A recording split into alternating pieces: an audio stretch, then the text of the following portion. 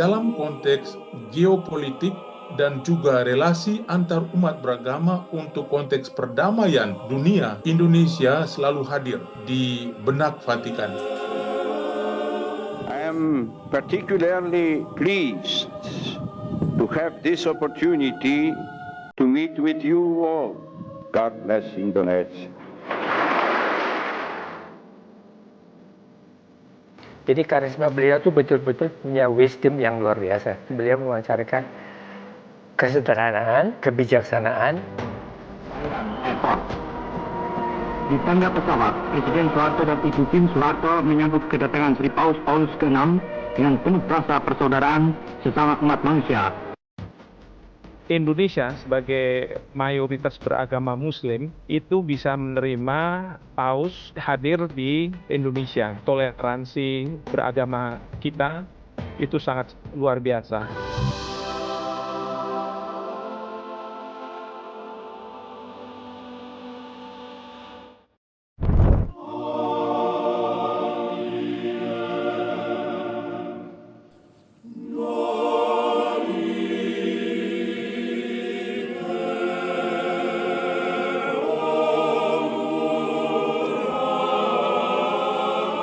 Indonesia kedatangan Paus Fransiskus, pemuka tertinggi agama Katolik sedunia, bakal menginjakan kaki di Jakarta 3 hingga 6 September.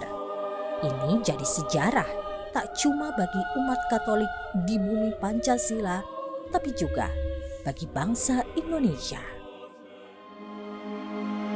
Lawatan terakhir Paus ke Indonesia 34 warsa silam, lebih dari 3 dekade lalu. Maka silaturahmi Paus Fransiskus di 2024 lebih-lebih bagi umat Katolik Indonesia jadi pelepas dahaga, domba yang merindu bersua sang gembala.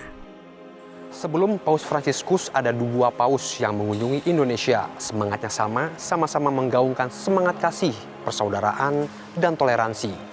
Kunjungan Paus juga kian menghangatkan relasi antara Vatikan dan Indonesia yang sudah puluhan tahun terjalin.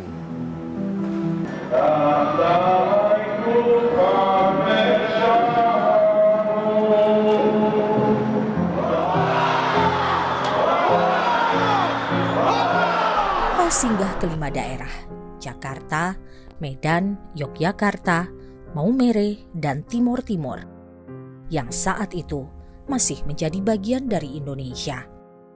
Sejak tahun 83, Indonesia sebetulnya sudah mengirim undangan agar Paus Yohanes Paulus II bersedia datang.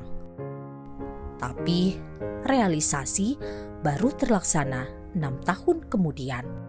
Pemerintah Indonesia ingin terus menjalin hubungan dengan Vatikan dan mudah-mudahan umat Katolik di Indonesia terfasilitasi, termasuk para pemimpin gereja di Indonesia terfasilitasi, ya, dan harapan kita bahwa kita bisa terus menjalin hubungan baik dengan Vatikan. Mengagumi Pancasila bikin Paus ingin melihat secara langsung kerukunan yang terjadi di Indonesia. Tak semata urusan negara, bagi seorang bapak, Paus datang ke Indonesia juga untuk menyapa anak-anaknya. Bagi umat Katolik, bisa dekat, menyentuh, dan diberkati langsung oleh Paus jadi rahmat melimpah. Di 5 kota yang disambangi, Paus menyelenggarakan Misa Kudus. Di Jakarta, misa diselenggarakan di Gereja Katedral Santa Maria diangkat ke surga atau Gereja Katedral Jakarta. Rahmat dan damai dari Allah Bapa dan Tuhan Yesus Kristus beserta Anda. Memori Albertus Hendarwanto mengudara ke tahun 89. Saat itu sebagai pilot kepresidenan, ia mengemban misi menyopiri Paus sang tamu negara VVIP ke Medan dan Yogyakarta. Pengalaman Albertus sangat membekas.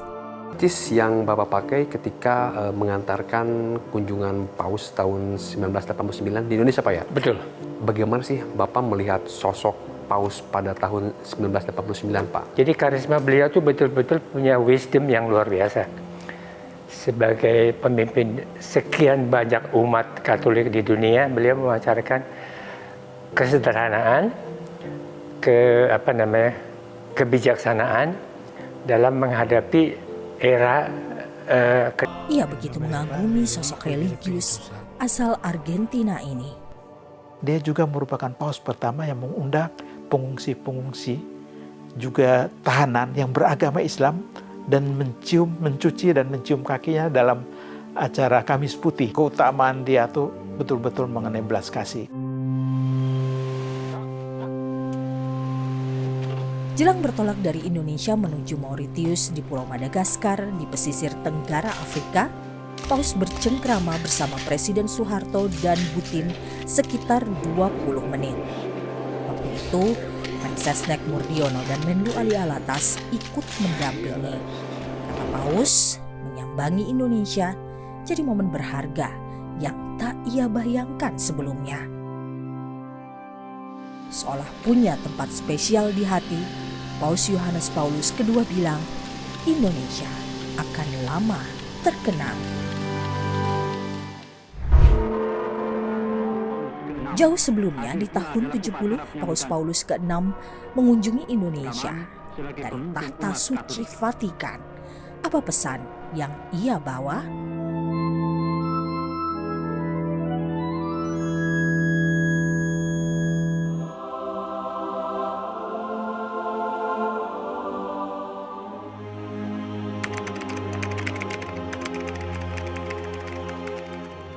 Pada tanggal 3 Desember 1970, International Airport Kemayoran, Jakarta, untuk kesekian kalinya menunjukkan kesibukannya yang luar biasa dalam rangka penyambutan tamu-tamu agung negara. 3 Desember 1970, pesawat Alitalia mulus mendarat di Bandara Kemayoran, Jakarta. Si burung besi mengangkut tamu agung negara Paus Paulus ke-6. Disambut Presiden Soeharto dan pejabat negara, pemilik nama Giovanni Battista adalah paus pertama yang datang ke Indonesia. Bapak Suci kagum, begitu majemuknya Indonesia, tetapi rakyatnya rukun, menyatu dalam harmoni.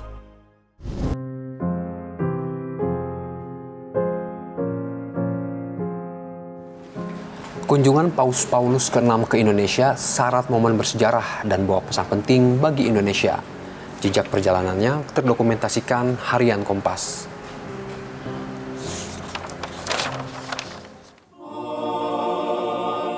Presiden Soeharto bilang, Paus datang jadi kehormatan besar bagi Indonesia. Bahwa misi mulia Sri Paus ingin keadilan dan perdamaian terselenggara. Sebab tanpa kendaraan bernama keadilan, perdamaian tiada pernah tercipta. Jadi lawatan perdana, Paus ingin buka ruang dialog. Ini jadi pesan bahwa gereja atau umat Katolik Indonesia punya andil mencipta kesejahteraan dunia. Gereja harus berdialog dengan dunia untuk membuka diri di dalam konteks dunia global, berdialog dan saling membuka diri untuk memahami dan mengetahui di mana duduk permasalahan dunia, apa yang bisa kita lakukan bersama untuk kesejahteraan bersama.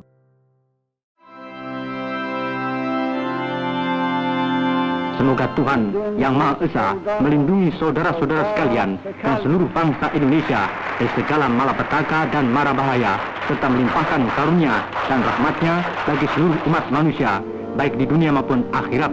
Demikian Sri Paus Paulus mengakhiri amanatnya. Itu berkat dari Paus untuk umat Katolik yang memenuhi Gereja Katedral Jakarta. Dari Gereja Katedral, Paus segera ke Istana Merdeka. Presiden Soeharto memberi cenderamata ukiran Jepara dan lukisan dari kulit pisang kering bergambar Sri Paus. Setelahnya, Paus bergegas ke Senayan. Dikawal pasukan berkuda, Paus masuk ke stadion utama. 50.000 umat Katolik sudah menanti Paus mempersembahkan perayaan Ekaristi. Paus berpesan agar rasa cinta tanah air terus dipupuk dan wajib merangkul sesama sebagai saudara. Besar cinta untuk gembala umat Katolik sedunia ke-262 ini, Paus diberi kenang-kenangan representasi Bhinneka Tunggal Ika. 4 Desember 1970, di hari terakhir lawatannya jelang bertolak ke Hong Kong, Paus menghadiahi Indonesia 4 unit ambulans sebagai tanda kasih.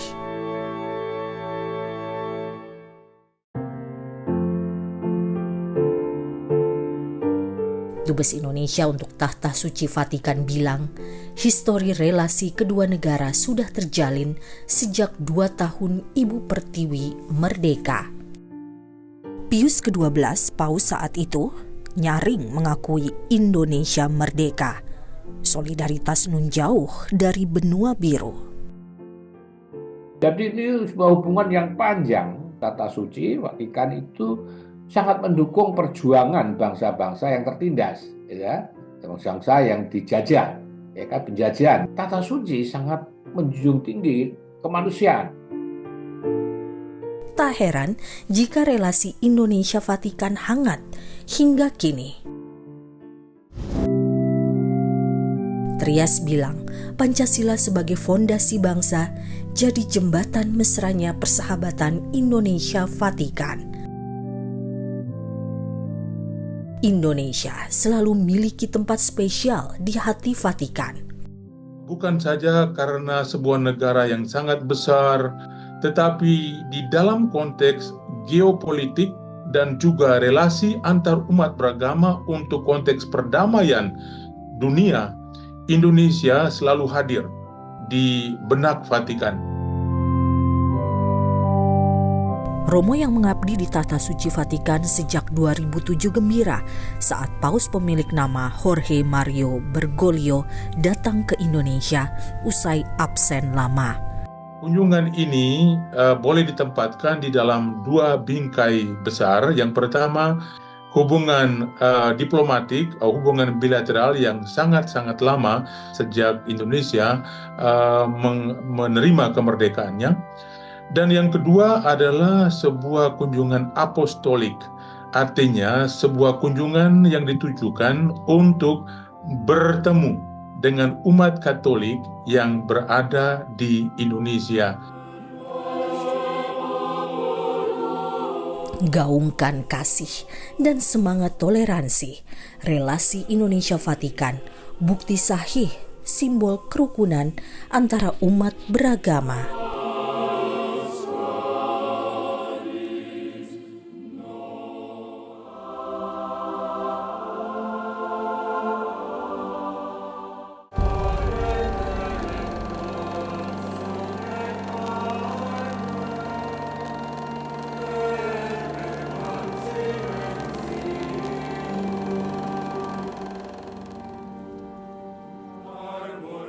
Sempat terhalang COVID-19, lawatan Paus ke Indonesia kini tinggal sepekan lagi.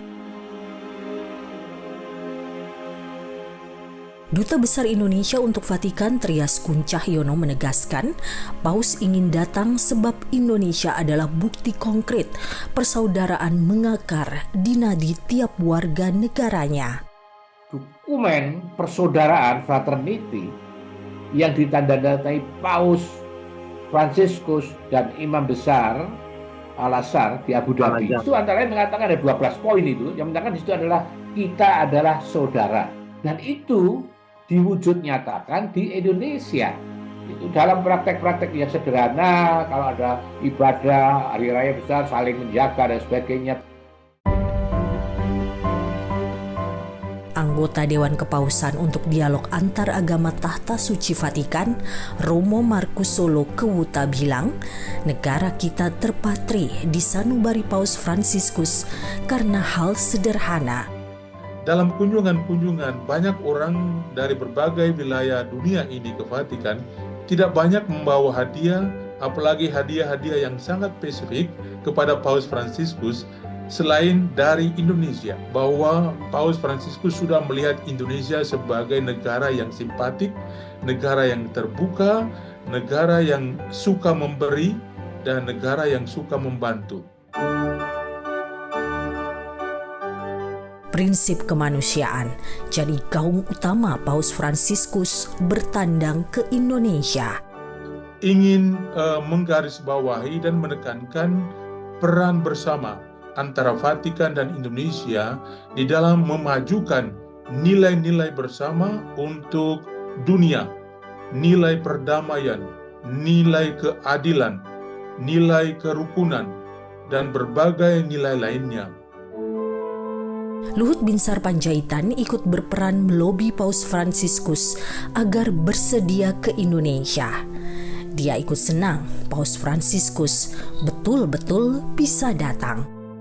Paus ini betul-betul merakyat gitu, kita merasakan satu aura yang ya sangat mendamaikan diri kita gitu. Ya sangat sederhana dan merakyat, banyak melakukan, tadi merhatikan rakyat-rakyat kecil yang tertindas, terbelakang dan sebagainya.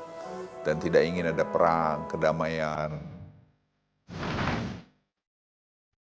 Kunjungan Paus Fransiskus perkuat hubungan diplomatik Indonesia dengan Tahta Suci Vatikan. Menariknya, pola relasi diplomatik yang terjalin beda dengan negara lain. Tahta Suci itu beda dengan negara-negara lain. Kalau dengan kita misalnya nggak ada urusan politik. Nggak ada urusan ekonomi, ya kan? Nggak ada urusan ekonomi, nggak ada urusan politik, nggak ada urusan militer, nggak ada. Urusannya tadi soal agama, soal kemanusiaan, ya, soal budaya, soal lingkungan hidup.